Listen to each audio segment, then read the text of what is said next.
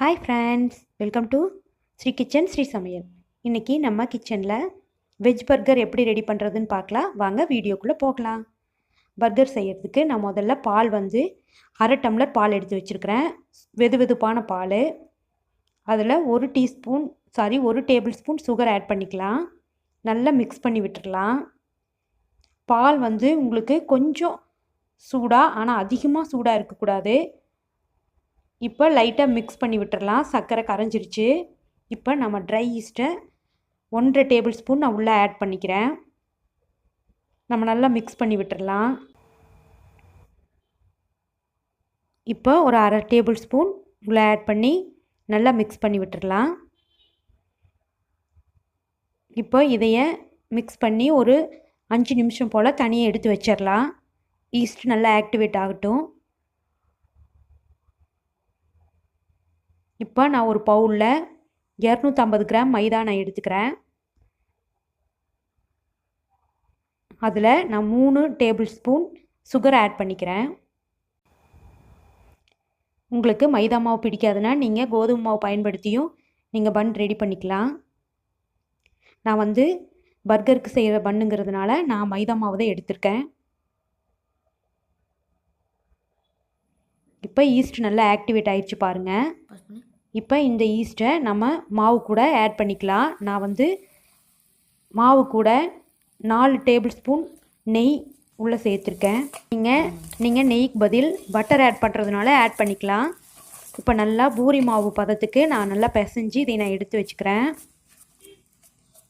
இப்போ இந்த பதத்துக்கு நான் பிசைஞ்சு எடுத்து வச்சுக்கிறேன். நான் இதையே வேறொரு பவுலில் பாருங்கள், இந்த கிளாஸ் பவுலில் ட்ரான்ஸ்ஃபர் பண்ணி வச்சுருக்கிறேன். இப்போ இந்த மாவை ஒரு கவர் போட்டு இதை நான் கவர் பண்ணிக்க போகிறேன். நான் இந்த மாதிரி ஏர் டைட்டாக கவர் பண்ணி வச்சுட்டேன். இப்போ பார்த்திங்கன்னா 1.5 மணி நேரம் ஆயிடுச்சு. பாருங்கள், மாவு நல்லா பொங்கி வந்திருக்கு. பாருங்கள், கிளாஸ் பவுல் நிறைய மாவு ஆயிருக்கு. இதையே இப்போ கவரை எடுத்துகிட்டு நம்ம பார்க்கலாம். நல்லா டைட்டாக கவர் பண்ணி வச்சதுனால நல்லா பொங்கி வந்திருக்கு ஃப்ரெண்ட்ஸ். பாருங்கள் எவ்வளோ நல்லா ப்ளஃபியாக பொங்கி வந்திருக்குன்னு. நம்ம இதை நல்லா பிசைஞ்சு எடுத்துக்கலாம் ஃப்ரெண்ட்ஸ். பாருங்கள், இதை நான் நல்லா பிசைஞ்சு இந்த மாதிரி உருண்டையாக எடுத்து வச்சுக்கிறேன். பன்னு மாதிரி நான் உருண்டை பண்ணி நான் இதை ரெடி பண்ணி வச்சுக்கிறேன். நான் வந்து கிளாஸ் பவுலில் ப்ளேஸ் வந்து சௌரியமாக இருக்காதுன்னு மறுபடியும் இந்த சில்வர் பவுலுக்கு ட்ரான்ஸ்ஃபர் பண்ணி நல்லா பிசைஞ்சு ஒரு 10 நிமிஷம் போல் நல்லா பிசைஞ்சு சாஃப்டாக ரெடி பண்ணிவிட்டு இப்போ நான் உருண்டை பிடிச்சிக்க போகிறேன். பாருங்கள், பன்னுக்கு இந்த மாதிரி நல்லா உருண்டைகளாக பிடிச்சி வச்சிடலாம். நான் பேக் பண்ணுற ட்ரேயில் நான் இதையே அடுக்கி வைக்கிறேன். இப்போ உங்களுக்கு முட்டையோட மஞ்சள் கருவை நான் எடுத்து மேலே ப்ரஷ் பண்ணி விடுறேன். நீங்கள் பால் வேணும்னாலும் நீங்கள் நல்லா ப்ரஷ் பண்ணி விட்டுக்குங்க. நான் வந்து முட்டையோட மஞ்சள் கருவை நான் மேலே ப்ரஷ் பண்ணி விட்டுக்கிறேன். என்னோடய வீடியோ உங்களுக்கு பிடிச்சிருந்ததுன்னா என்னோடய சேனலுக்கு சப்ஸ்கிரைப் பண்ணுங்கள். அதாவது வெள்ளையில் வந்து நான் உள்ள மேலே ஆட் பண்ணிக்கிறேன். இந்த மாதிரி தூவி விட்டுக்கலாம் ஃப்ரெண்ட்ஸ். உங்களுக்கு பிடிச்சதுன்னா நீங்கள் எள் தூவி விட்டுக்குங்க. பிடிக்கலைன்னா நீங்கள் இதை ஸ்கிப் பண்ணிடுங்க.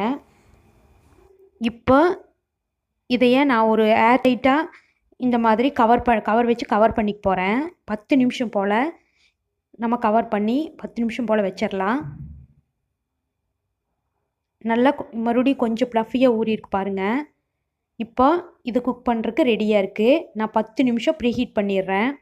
நான் மைக்ரோவேவில் தான் இதை நான் சமைக்க போகிறேன். ப்ரீஹீட் பண்ணியாச்சு. இப்போ நான் குக் பண்ணுறதுக்காக பன்னோட பேட்டர் ரெடி பண்ணி உள்ளே வச்சாச்சு. இப்போ 30 நிமிஷம் போல் விட்டுறலாம். இப்போ 30 நிமிஷத்துக்கு குக் பண்ணியாச்சு. பாருங்கள், இப்போ பன் வந்து ரெடி ஆயிடுச்சு. எனக்கு வந்து மேலே செவக்கவே இல்லை பன் வந்து, ஆனால் உள்ளே நல்லா வெந்திருக்கு. இதுக்கு மேலே நம்ம பன்னை வேக வைக்கும்போது உங்களுக்கு ஹார்ட் ஆயிரும். இதுதான் கரெக்டான பதம். பாருங்கள், பன்னெல்லாம் எவ்வளோ சாஃப்டாக வந்திருக்குன்னு பாருங்கள். சூப்பராக ரெடி ஆகிருக்கு. பாருங்கள், சூப்பராக ரெடி ஆகிருக்கு. நான் இதையே பாருங்கள் தோசைக்கல் வச்சு கொஞ்சமாக நெய் விட்டு இந்த மாதிரி தோசைக்கல்லில் பரட்டி எடுத்துக்கலாம். 2 சைடும் நான் பரட்டி எடுத்து வச்சுட்டேன்.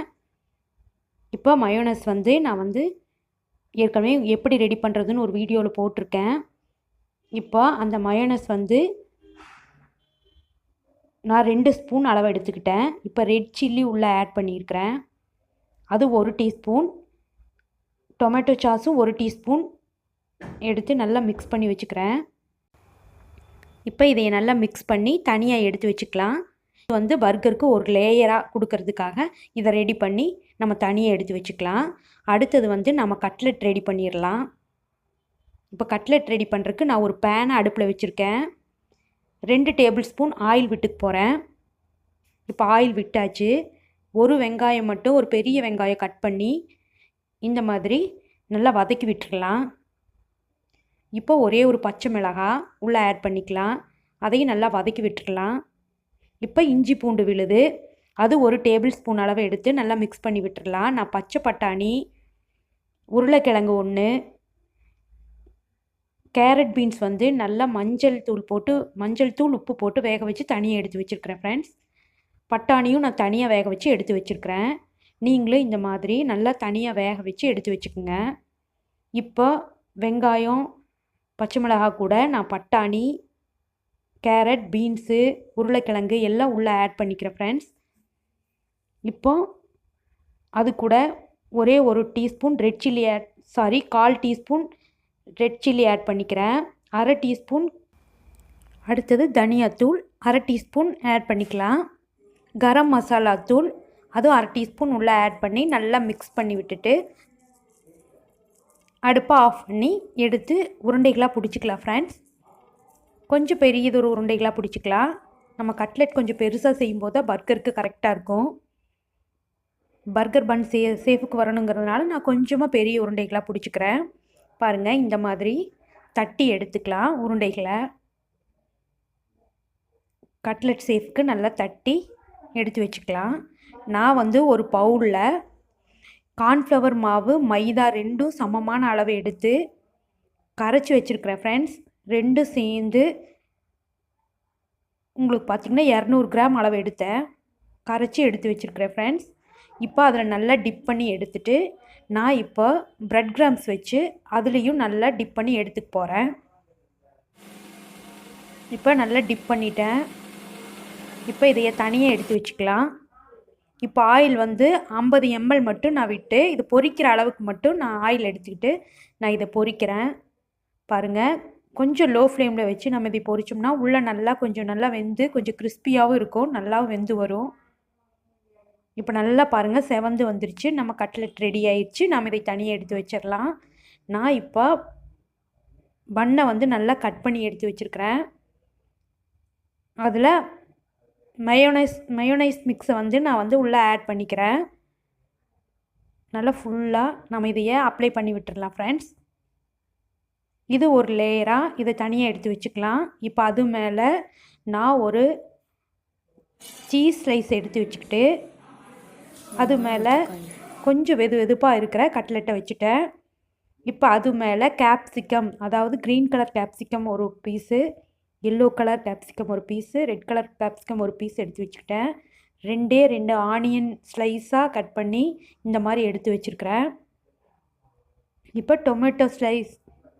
டொமேட்டோ வந்து ஒரே ஒரு ஸ்லைஸாக கட் பண்ணி அதை நான் எடுத்து வச்சுருக்கிறேன். அதுக்கு மேலே நான் வந்து லெட்யூஸ் யூஸ் பண்ணிக்க போகிறேன். இப்போ லெட்யூஸை கட் பண்ணி நான் அதையும் ஒரு லேயர் வச்சுட்டேன். அடுத்தது பன்னில் பாருங்கள், அதே மாதிரி மயோனைஸ் மிக்ஸை வந்து நான் நல்லா மிக்ஸ் பண்ணிவிட்டு பாருங்கள், நான் அதையும் ஒரு லேயராக எடுத்து பன்னில் வச்சுட்டேன். இப்போ நம்ம பர்கர் சூப்பராக ரெடி ஆயிடுச்சு ஃப்ரெண்ட்ஸ்.